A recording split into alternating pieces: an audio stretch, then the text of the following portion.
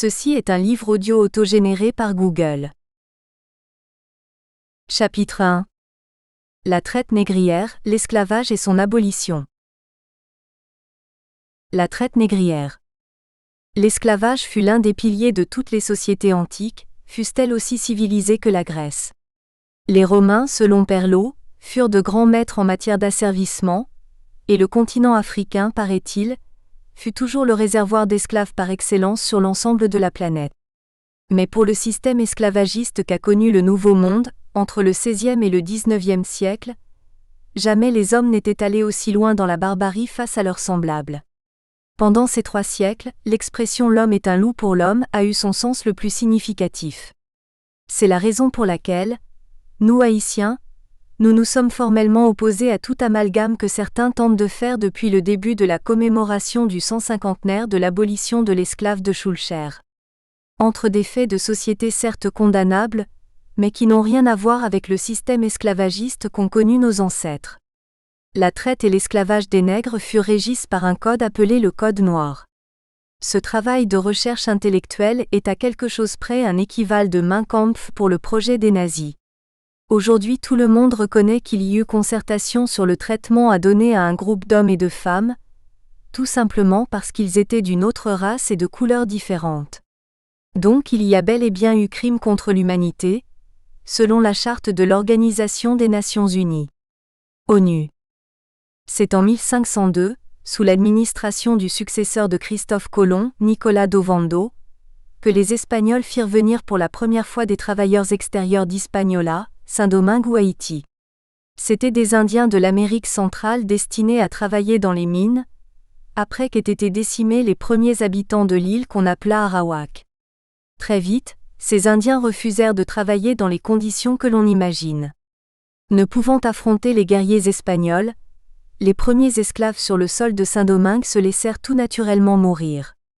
À cette date, l'Église catholique, par son représentant sur place, le père Bartholomé de la Casa, surnommé protecteur des Indiens, va préconiser l'importation massive et la traite des Noirs à Saint-Domingue, histoire de soulager les Indiens dont la race était menacée d'extinction.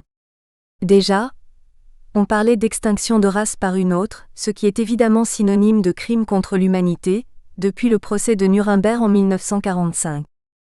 Pour empêcher leur extermination, la Casa proposera l'importation de 4000 Noirs par an. Selon cet homme de foi, qui écrivait dans ses mémoires, nous étions sûrs que comme les Oranges, les Noirs avaient trouvé leur habitat naturel et se trouvaient mieux dans les Antilles qu'en Guinée. Pourquoi ? On n'en sait rien. En tout cas, comme le rapporte Herrera dans son Histoire des Indes, les colons ibériques se félicitaient de leurs esclaves africains, car selon eux, un Noir vaut 4 Indiens en rentabilité sur les champs. Vers 1517, c'est-à-dire quelques années après le début de la traite, ce honteux commerce négrier était une affaire qui marchait dans les colonies. Les Espagnols, faute de comptoirs suffisants en Afrique, allèrent passer des contrats avec d'autres armateurs étrangers, hollandais, français et anglais pour la fourniture d'esclaves. C'est ainsi qu'en 1550, on comptait déjà plus de 30 000 esclaves à Hispaniola. Mais les mines d'Hispaniola devinrent de moins en moins rentables, et les Espagnols les abandonnèrent et se replièrent autour de Santo Domingo. Les derniers Indiens métissés aux premiers Noirs s'isolèrent, et leurs sociétés se dégénérèrent et disparurent presque dans les montagnes où ils se réfugièrent. Un grand vide régna sur l'île quand elle fut abordée par les premiers aventuriers anglais, hollandais ou français au début du XVIIe siècle. Elle allait de plus en plus être visitée par des pirates qui infestaient la route des galions qui se rendaient en Espagne. Dans l'intervalle des abordages, ces pirates allèrent se reposer et faire bombance sur les côtes des îles caribéennes dont Saint-Domingue. Certains de ces aventuriers, français en majorité, finirent, l'habitude ou la fatigue aidant, par se fixer sur la côte nord-ouest de Saint-Domingue après avoir colonisé littéralement l'île de la Tortue. Ils se mirent à chasser les animaux qui, laissés par les Espagnols, sont redevenus sauvages. Tout en mangeant la chair, ils vendirent les peaux des taureaux tués aux navires qui fréquentaient périodiquement ces lieux.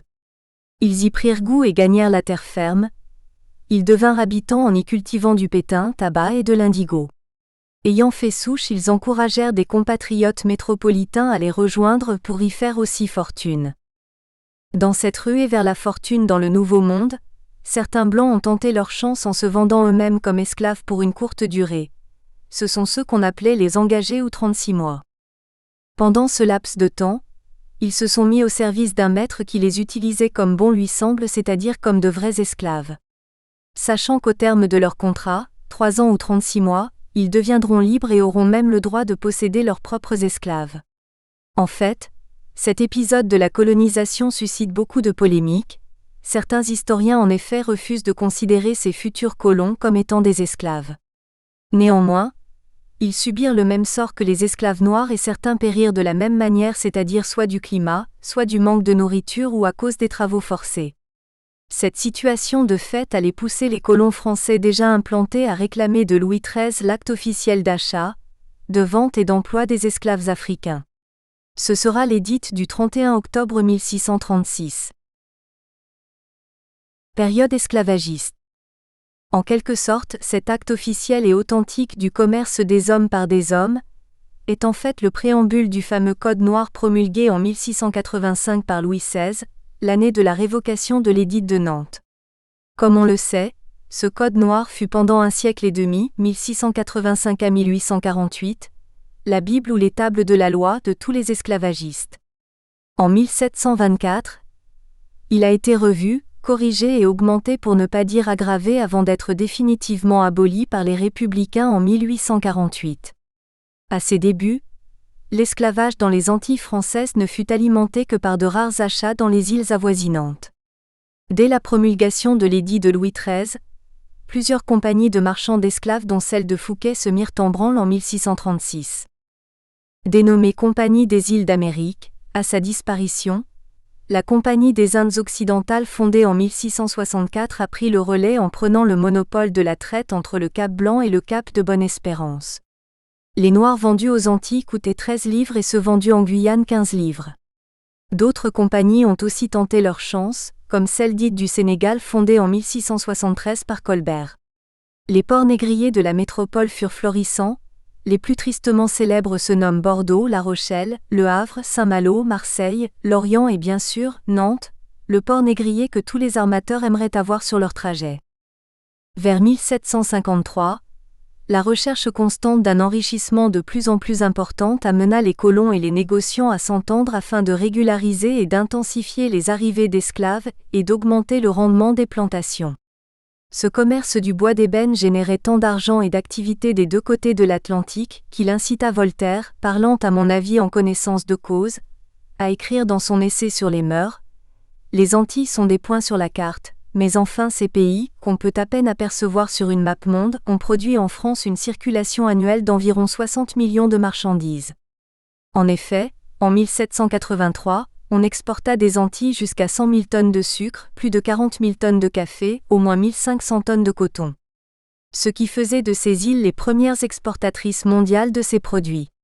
Malheureusement, si elles étaient premières en exportation, elles furent aussi premières importatrices de nègres d'Afrique pour le grand bien de la France chrétienne des Lumières. Après les rafles et les achats sur le continent africain, ces femmes et ces hommes seront ligotés et parqués dans les cales des navires négriers prêts pour la traversée. Il leur faudra 2 ou 3 mois voire 9 pour les plus lents, avant d'atteindre les côtes des Caraïbes. Les principales îles d'arrivée ont pour nom Saint-Domingue, Martinique ou Sainte-Lucie. Curieusement, la Guadeloupe et l'île de Saint-Christophe recevaient peu d'esclaves en provenance directe du continent noir. Pourquoi ? On ne sait pas vraiment. Elles recevaient ce qu'on appela des queues de traite, des esclaves qui n'ont pas trouvé de preneurs sur les marchés négriers de la Martinique ou de Saint-Domingue, en général les plus achalandés du continent américain. Voilà en résumé ce qu'était la tragédie ou le calvaire de ces êtres humains transportés de force, enchaînés dans les cales des bateaux négriers pour subir le joug comme des bœufs, dans une cruauté sans pareille qu'aucun être humain ne pouvait supporter et accepter sans avoir l'envie de se révolter un jour ou l'autre. Période pré-révolutionnaire. Ainsi, dès le début de l'esclavage, le phénomène du marronnage commença à se développer à Saint-Domingue, sur l'initiative de l'esclave Macandal qui le soir, venu, descendait des montagnes pour empoisonner l'eau et les denrées des maîtres blancs. Phénomène que certains historiens considèrent déjà comme une certaine forme de résistance, non seulement aux colons mais aussi au principe même du système. Honnêtement, il faut tout de même reconnaître que dès l'année 1787, certaines voix commencèrent à se soulever contre cet ignoble comportement des hommes envers leurs semblables. C'est ainsi que sont nés en Angleterre, sous la houlette de Wilberforce, les premiers mouvements anti-esclavagistes. Mais à aucun moment, ces mouvements intellectuels qui se formèrent un peu partout en Europe n'arrivaient à ébranler ce juteux commerce du bois d'ébène. Il a fallu attendre 1789, et la Révolution en métropole, pour que certains meneurs esclaves décidèrent de prendre en main leur liberté. Stimulés par les revendications des révolutionnaires parisiens, réclamant justement liberté, égalité, fraternité et justice, les esclaves noirs et les anciens libres, noirs et mulâtres, ont compris à ce moment-là qu'ils ne bénéficièrent d'aucun de ces grands principes et décidèrent alors de se révolter contre le système. D'où l'irruption de l'esclave Boukman sur la scène politique de la colonie en 1791. Personnage clé du déclenchement de la révolte des esclaves de Saint-Domingue. C'est lui, Boukman, chef spirituel, qui réunit dans la nuit du 14 au 15 août 1791 200 esclaves à raison de 2 par plantation. Au cours d'une cérémonie vaudou au bois Caïman, les conjurés jurent d'exécuter les ordres de ce nouveau chef en décidant de passer à l'attaque dans la nuit du 22 au 23 août 1791. Cette date consacre le premier soulèvement général des esclaves de toute l'histoire de l'esclavagisme. Ce geste de Boukman, cette nuit du 22 août 1791, eut pour conséquence l'effondrement du système colonial français à Saint-Domingue mais aussi le début de l'effondrement du système esclavagiste lui-même. Ainsi donc, la Révolution française va engendrer ce qu'on appellera désormais la Révolution de Saint-Domingue ou la Révolution haïtienne. Révolution haïtienne et abolition de l'esclavage. Entrons dans une phase actuelle, puisque la France avait célébré, en 1998, le 150aire de l'abolition de l'esclavage. Alors la grande question était pour moi. De quand date l'abolition de l'esclavage ? Pour les 10 millions d'Haïtiens, la réponse est simple. L'abolition de l'esclavage date de 1804, c'est-à-dire l'année de la proclamation de l'indépendance de la République d'Haïti. Certains intellectuels haïtiens du 19e, voire quelques-uns d'aujourd'hui, sont assez chatouilleux sur une date précise. Le 18 novembre 1803, qui est d'ailleurs un jour férié en Haïti, est la date de la capitulation officielle de l'armée napoléonienne face à l'armée indigène. En tout cas, pour les Haïtiens, la libération d'Haïti et l'abolition de l'esclavage ne font qu'un seul et même événement. Mais en fait, sur la question elle-même, tous les historiens sont divisés, surtout les Français et les Haïtiens. En France même, la question pose problème, tant les divergences sont grandes entre les différentes écoles de pensée. Le mois d'avril 1998 a été choisi par les autorités françaises pour commémorer le 150aire de l'abolition de l'esclavage, un thème à propos duquel certains ont raconté n'importe quoi, et surtout en mélangeant des choses qui n'ont aucun rapport entre elles.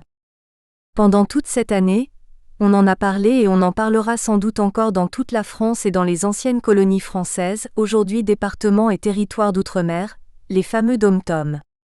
Victor Schœlcher est reconnu comme étant l'artisan de l'abolition de l'esclavage, certes, en 1848, fait-on remarquer quand même.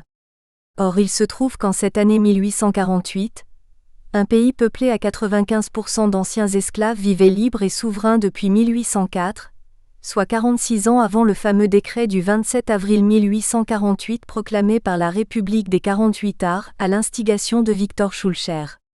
C'est de là qu'est née la controverse entre les historiens voulant faire jaillir coûte que coûte la vérité historique, et ceux qui, pour des raisons historiques ancestrales, veulent travestir, voire falsifier l'histoire.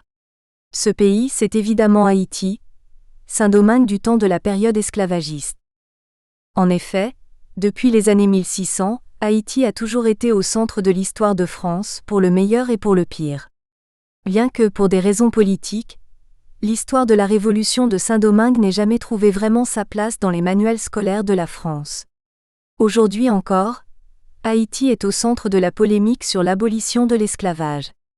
L'honnêteté intellectuelle et historique doit emmener l'Haïti d'aujourd'hui, comme elle le fut dans le passé, à être solidaire de l'action de Victor Schœlcher, un grand humaniste et abolitionniste dans l'âme. Car ni son origine, ni son milieu social, voire son éducation, ne le prédestinaient à devenir un ami des Noirs. Cela dit, il faut rendre justice à qui de droit, on ne peut, et les Haïtiens en premier, accepter qu'on dépouille le premier des Noirs de la paternité d'une œuvre que l'humanité entière lui envie aujourd'hui. Je veux parler naturellement de Toussaint Louverture, l'auteur en 1801, de la première constitution nègre de toute la terre, dans laquelle on lit « Il ne peut exister d'esclaves sur ce territoire, la servitude y est à jamais abolie ». Par cet article constitutionnel, Toussaint, ancien esclave, voulait montrer au monde entier et surtout aux esclaves des autres colonies l'universalité de sa démarche. Ces mots ont été écrits 3 ans avant la naissance de Victor Schœlcher qui vit le jour en 1804, après l'indépendance de l'État d'Haïti. Alors, comment peut-on célébrer le 150aire de l'abolition de l'esclavage par quelqu'un qui est né après la plus authentique abolition qui soit, celle de Toussaint Louverture et de Jean-Jacques Dessalines, les vrais pères fondateurs de l'abolitionnisme? Concernant la date de l'abolition de l'esclavage des nègres, il ne peut y en avoir qu'une seule, 1804. Date à laquelle les nègres se mettaient pour la première fois, debout en toute liberté. La seconde ne pourrait être que la suite logique de la marche de l'histoire. Par son décret du 27 avril 1848, Victor Schœlcher n'a fait qu'accélérer le processus en rendant un fier service à son pays, la France qui n'en pouvait plus des révoltes d'esclaves dans ses colonies. Il voulait tout simplement suivre et parfaire l'exemple de l'ancienne colonie de Saint-Domingue. La démarche de Schœlcher est une démarche politique et un calcul savamment réfléchi, car il les a libérés des chaînes de la servitude, tout en les gardant dans le bateau de la dépendance. À aucun moment d'ailleurs, Schœlcher n'a mis en cause la colonisation française aux Antilles, et pour cause, il fut lui-même député des colonies, d'abord en Martinique en 1848, ensuite en la Guadeloupe en 1850. La commémoration de 1998 a été un piège pour les habitants des départements d'outre-mer, et on comprend qu'ils ont eu du mal à en parler. En fait, rares sont les intellectuels des Antilles françaises et de la Guyane à oser mentionner l'épopée de la Révolution haïtienne de 1791 à 1804.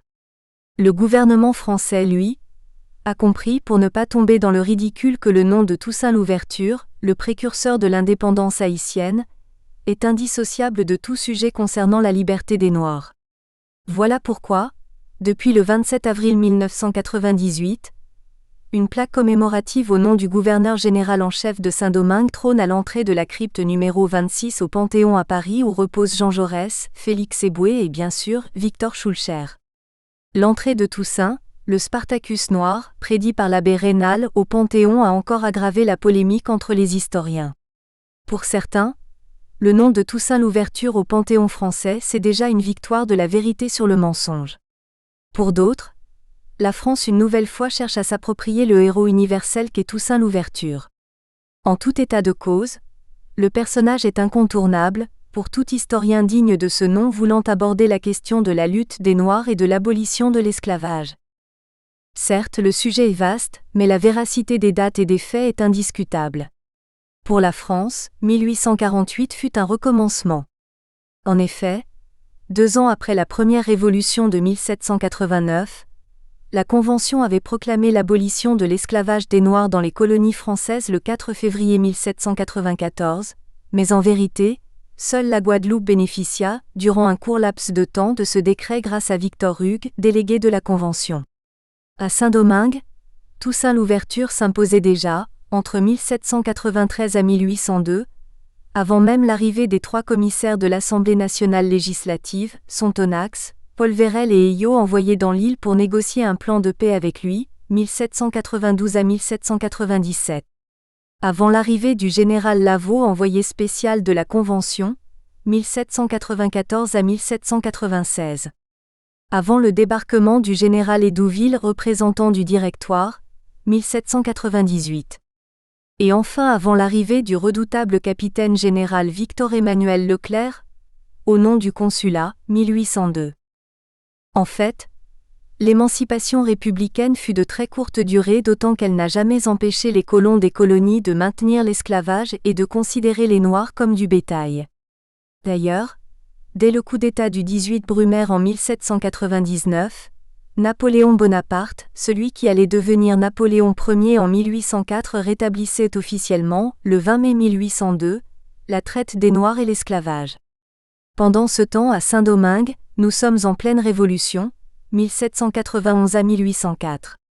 De plus, 3 ans avant la première abolition par la France en 1794, à Saint-Domingue, certains leaders esclaves avaient déjà pris certaines libertés contre l'ordre établi pour poser l'acte qui allait devenir le point du non-retour. C'est durant la terrible nuit du 22 au 23 août 1791, où tout a basculé en prélude à l'abolition de l'esclavage. Depuis cette date, rien ne sera plus comme avant à Saint-Domingue.